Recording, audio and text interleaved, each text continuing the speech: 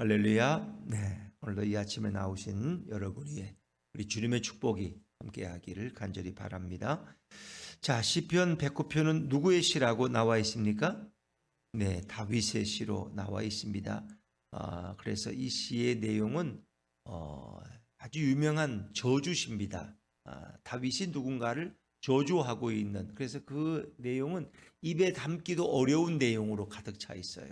어떻게 하나님의 사람이 이렇게 저주를 퍼부을 수가 있는가, 이렇게 우리가 생각할 수 있죠. 어찌 보면 다윗의 삶 속에서 그가 믿고 그가 사랑했지만 다윗을 배신함으로써 다윗이 큰 아픔과 고통을 준 누군가에 대한 그런 어떤 개인적인 감정을 실은 시로 우리가 일단은 볼 수 있겠습니다. 그래서 그가 어떤 사람일까? 혹은 사울 왕이 다윗을 여러 번 죽이려고 했으니까 사울 왕이 아닐까?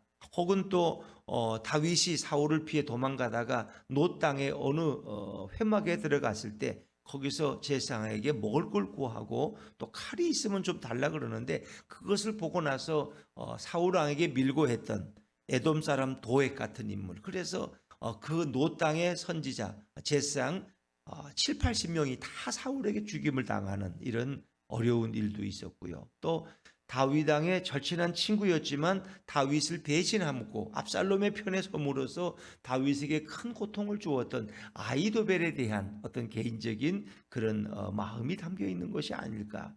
또 다윗이 아들 압살롬을 피해서 예루살렘 성전 왕궁을 내어주고 그가 피신할 때 따라오면서 돌을 들어서 다윗을 향해 던지면서 이 비루한 자야, 이 저주받은 자야, 피 흘린 자야, 빨리 가라 하면서 다윗을 저주했던 그 시므이란 사울의 어떤 후손, 사울의 손자인 그에 대한 감정이 아닐까. 그러나 그걸 정확히 알 수는 없어요. 그러나 하여튼 다윗의 삶 속에서 굉장히 다윗을 힘들게 했던, 그러니까 나를 싫어하는 사람이 나를 배신하면은 뭐 그거는 당연히 그러리라고 생각하는데, 다윗을 너무 사랑하고 다윗과 너무 절친한 사람이었는데 그가 다윗을 배신하고 다윗에게 큰 고통과 어려움을 주었을 때 그 배신감은 이루 말할 수가 없는 거예요. 그래서 다윗은 거기에 대한 개인적인 감정을 기록한 것 같지만 이제 이 시를 전체를 보면은 이것은 다윗은 바로 신정왕국의 대리자이기 때문에 하나님의 역사를 방해하는 자들, 모든 악한 대적들, 그래서 하나님의 역사를 회방하고 대적하는, 그리고 하나님의 일꾼들을 비방하고 조롱하는 그런 모든 악인들에 대한 하나님의 저주를 담은 시다. 우리가 이렇게 볼 수 있죠. 자, 우리 먼저 시를 좀 읽으면서 우리가 좀 나아가 보도록 하겠습니다. 1절과 2절입니다. 1절과 2절 같이 읽죠. 시작. 내가 찬양하는 하나님이여 잠잠하지 마옵소서. 그들이 악한 입과 거짓된 입을 열어 나를 치며 속이는 혀로 내게 말하며, 그랬습니다. 그러니까 그들이 주로 언어를 통해서 다윗을 고통스럽게 했다는, 악한 입, 거짓된 입, 그들의 거짓말로 나를 치며, 다윗을 치며 속이는 혀로 내게 나를 힘들게 했다 하는 거죠. 근데 이제 이런 것은 예수님에게도 해당되는 거예요. 예수님을 가장 힘들게 했던 것이 이 바리새인과 서기관들의 저주스러운 비방입니다. 그래서 예수님이 병자를 고치니까 어떻게 했어요? 저가 누구의 힘을 힘입어서 병자를 고친다고요? 귀신의 힘을, 바알세불의 힘을 힘입어서. 예수님은 하나님의 공의로운 능력 가운데서 이 역사를 일으키고 하나님의 나라를 확장시키고 하는데 저가 귀신의 왕을 힘을 해서, 바알세불의 힘을 힘입어서 예수님을 폄하하는, 그러니까 말로 짓는 죄가 얼마나 큰 것이냐. 다윗도 그 언어의 폭력 때문에 힘들어했고, 뭐 예수님도 주로 바리새인과 서기관들이 아주 악한 말로 예수님을 비방했던 것을 우리가 볼 수 있지요. 자, 그들은 근데 그것이 뭐 미워할 이유가 별로 없어요. 왜? 하나님의 복음을 전하고 하나님의 사람이라는 이유밖에 없어요. 자, 3절 4절입니다. 3절 4절 같이 읽죠. 시작. 또 미워하는 말로 나를 두르고 까닭없이 나를 공격하였음이니이다. 나는 사랑하나 그들은 도리어 나를 대적하니 나는 기도할 뿐이라. 그들은 그저 미워서 그렇게, 다윗이 미워서, 예수님이 미워서 그렇게 그러는 거예요. 미워하는 말로 나를 둘러싸고 까닭없이 나를 공격하여, 까닭없이 뭐 특별한 이유가 있는 거 아니야.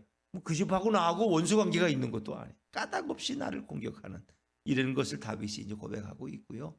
사실 바리새인 서기관들과 이런 제사장들도 뭐 특별한 이유가 있는 게 아니에요.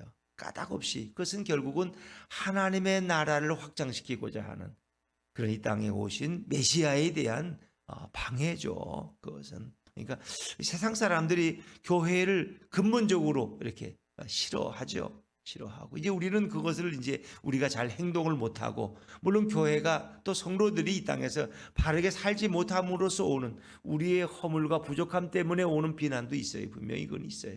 그러나 어찌 보면 까닭 없는 미움과 증오도 많아요. 왜?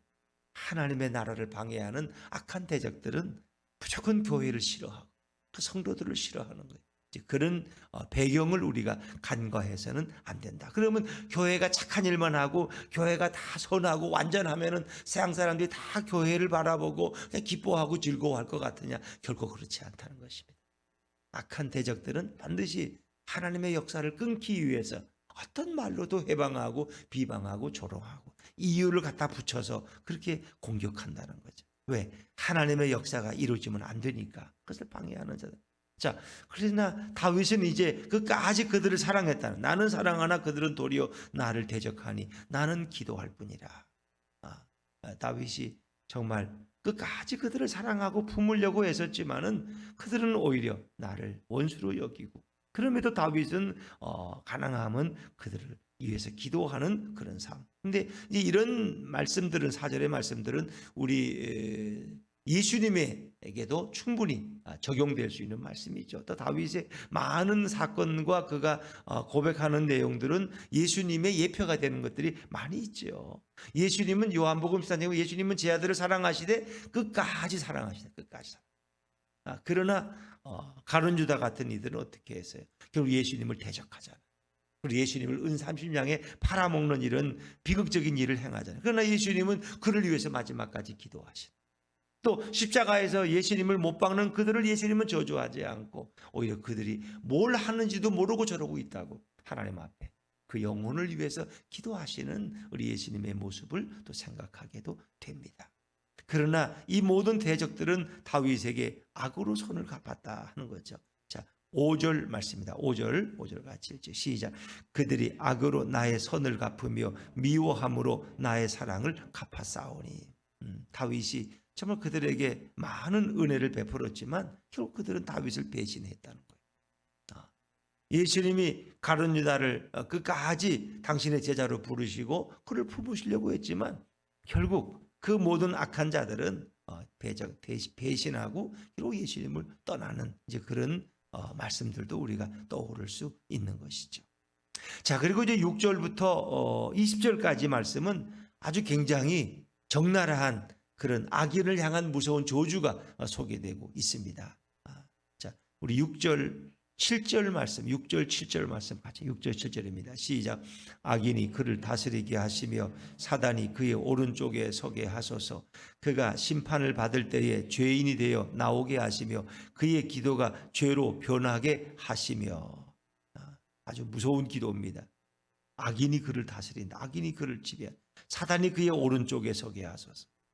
뭐 이런 기도지만 이제 이런 저주의 기도는 여러분이 볼 때에 어떤 개인적인 다윗이라든가 또 하나님의 사람들의 어떤 개인적인 감정 때문에 복수심 때문에 이렇게 저주하는 것이 아니라 하나님의 나라를 방해하는 모든 악한 대적들을 향한 저주다. 그러니까 그리스도 밖에 있는 사람은 이미 저주받은 자고 그걸 생각하시면 돼요. 그리스도 밖에 복음을 알지 못하고 그리스도 밖에 있는 자들 그런 악한 자들은 이미 저주받은 인생이 되어서 그들은 영원한 불못에 떨어질 자들이다 하는 것을 우리가 생각하고 우리가 성도가 누구를 저주하면 안 되죠. 그거는 그를 오히려 그래도 사랑하고 용서하고 품어주는 것이 성경이 우리 가르치고 있는 바예요. 그러나 이제 여기서 다윗의 저주라는 것은 하나님의 역사를 방해하는 하나님의 나라를 방해하는 자들에 대한 저주는 정당한 것으로 그것은 이렇게 성경은 우리에게 이야기하고 있는 것이죠. 그래서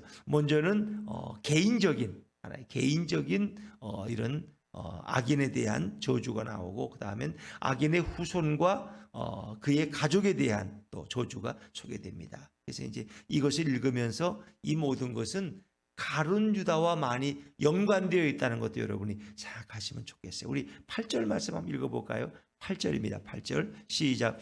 그의 연수를 짧게 하시며 그의 직분을 타인이 빼앗게 하시며. 연수를 짧게 뭐 가룟 유다가 오래 못 살았겠죠. 일찍 자살했으니까 그의 직분을 타인이 빼앗게 하시며. 이 8절 말씀을 사도행전 1장 20절 21절에 보면 가룟 유다가 죽고 나서 가룟 유다 대신 베드로가 일어나서 이제 이렇게 제자를 다시 또 추가로 기도하고 뽑게 되는데 그때 마띠아를 대신 뽑으면서 이 구절을 인용합니다.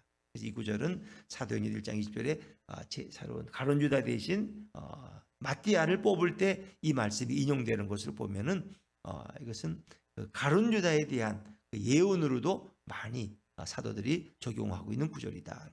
가룟 유다에 대한. 그러니까 하여튼 예수님을 하나님을 대적하고 배신하고 하나님의 나라를 방해하는 악한 세력에 대한 그런 저주의 예언이다라고 생각하시면 되겠죠. 그래서 그의 직분을 타인이 빼앗게 하시며, 이 빼앗기보다는 뭐 이미 가룟 유다는 죽었으니까 그 대신 마띠아가 제비 뽑혀서 12번째 제자가 되는 그런 내용과 이 말씀을 사도행전은 인용하고 있다는 거죠. 또 9절에 보니까 그의 자녀는 고아가 되고 그의 아내는 과부가 되며 10절에 그의 자녀들은 유리하며 구걸하고 그들의 황폐한 집을 떠나 빌어먹게 하소서. 뭐 저주 중에 저주죠. 또 11절 12절 한번 읽어요. 11절 12절입니다. 시작. 고리대금 하는 자가 그의 소유를 다 빼앗게 하시며 그가 수고한 것을 낯선 사람이 탈취하게 하시며 그에게 인애를 베풀 자가 없게 하시며 그의 고아에게 은혜를 베풀 자도 없게 하시며. 뭐 부모가 다 죽으니까 그 자녀들이 고아가 되는데 그 고아에게도 은혜를 베풀 자가 없다. 이것은 정말 하나님의 나라의 원수된 자들이 대적들이 받을 저주가 얼마나 무섭고 큰 것이냐 하는 것을 우리에게 미리 경고하고 있는 내용으로 읽으면 되죠. 그리스도를 떠나는 것이, 하나님과 맞서는 것이 바로 이런 것이구나.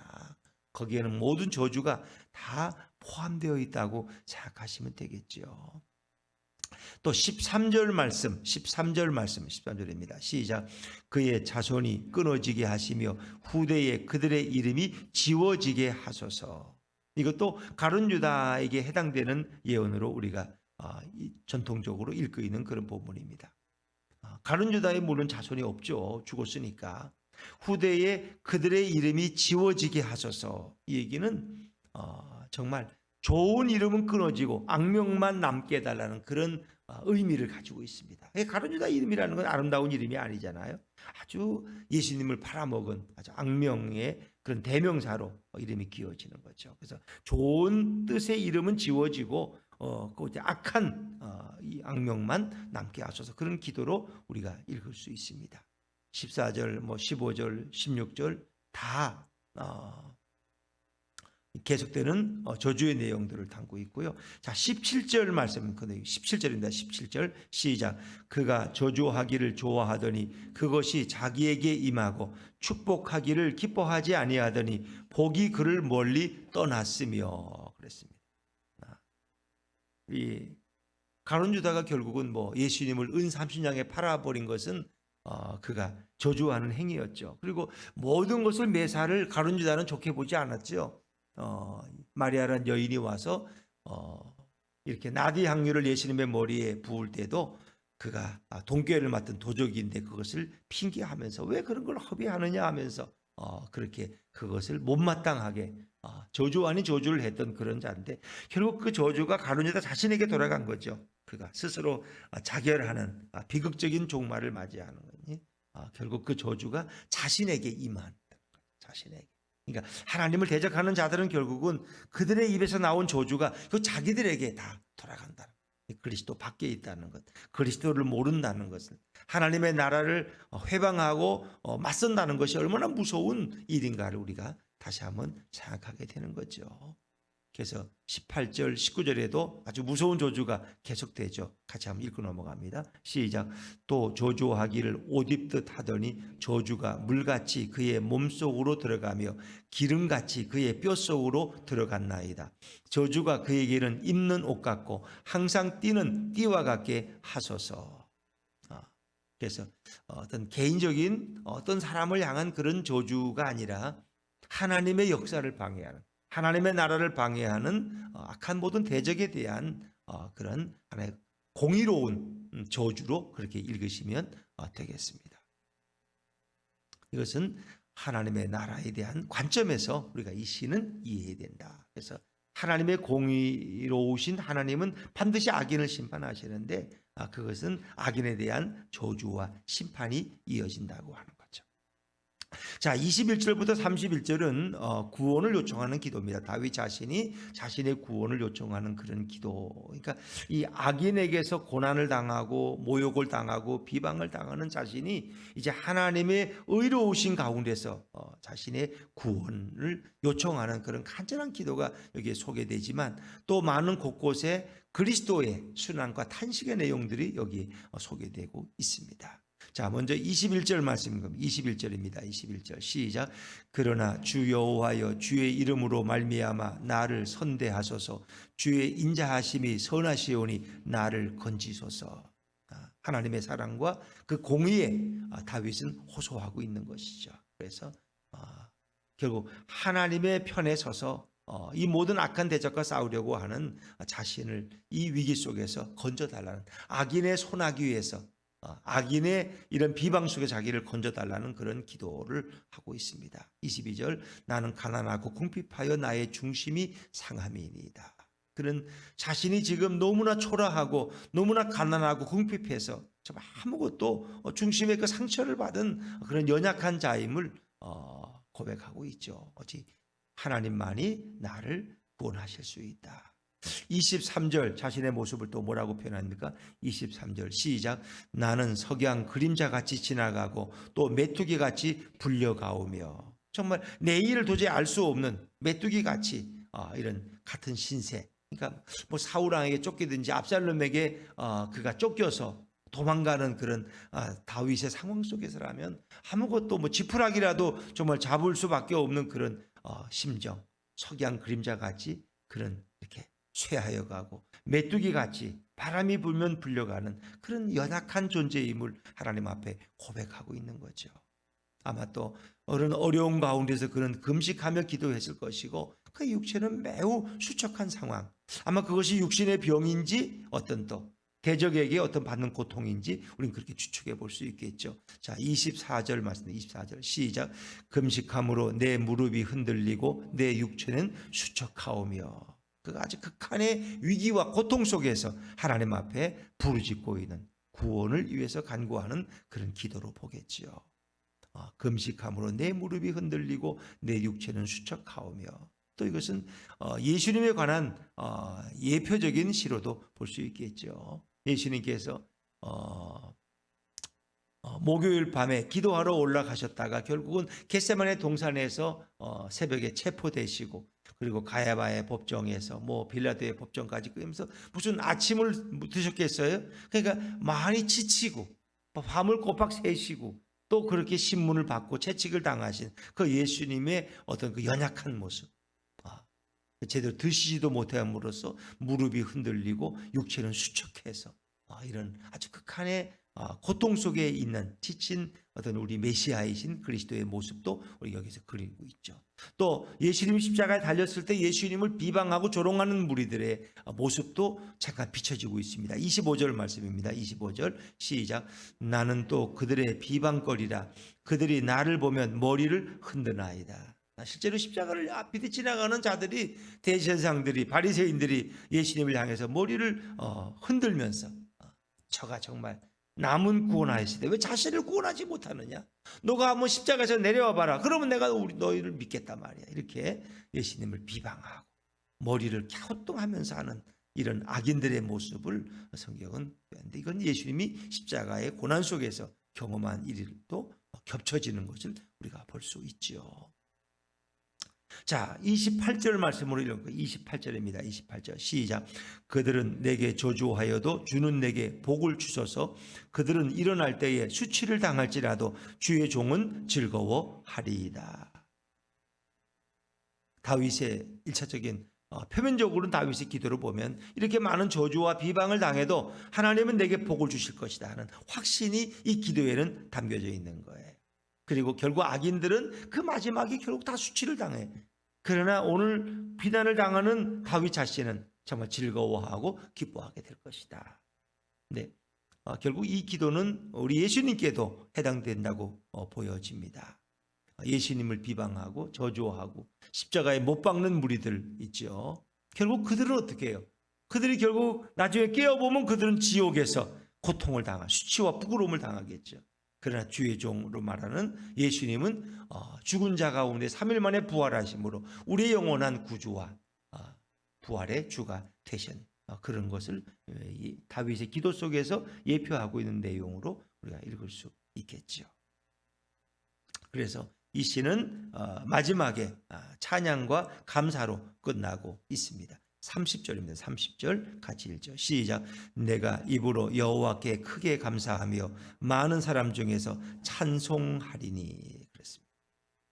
그런 여호와께 하나님의 구원으로 인해서 그런 감사하며 찬송하는 입술이 될 것을 그런 확신하고 있고 또 그것을 위해서 기도하고 있습니다. 오늘 이 시는 개인적인 어떤 감정을 폭발한 그런 저주시가 아니라 하나님의 나라의 관점에서 하나님의 역사와 하나님의 나라를 방해하는 모든 대적들의 종말은 바로 이렇게 된다는 것입니다. 그리고 하나님의 나라를 위해서 고난도 받고 핍박도 받고 조롱도 받는 하나님의 백성들의 결말은 이렇게 아름답게 하나님의 축복 가운데서 들림받는 것을 우리에게 말씀해 주고 있는 것이죠. 그래서 오늘 이 시에는 대적들을 포함해서 가룟 유다가 받은 그의 그 인생의 최후의 저주와 그의 종말의 모습들을 오늘 시에서 담고 있고 또 그리스도가 십자가의 순환과 그 탄식을 통해서 예수님의 그 고백들이 여기에 많이 고백되어지고 있습니다. 그래서 뭐 엘리 엘리 라마 사박 하나님 어째 나를 버리시나이까 또 내 영혼을 주님께 맡기나이다. 이 모든 것은 주님의 구원을 하나님의 구원을 예수님께서 간구하는 그런 내용으로도 읽을 수 있겠죠.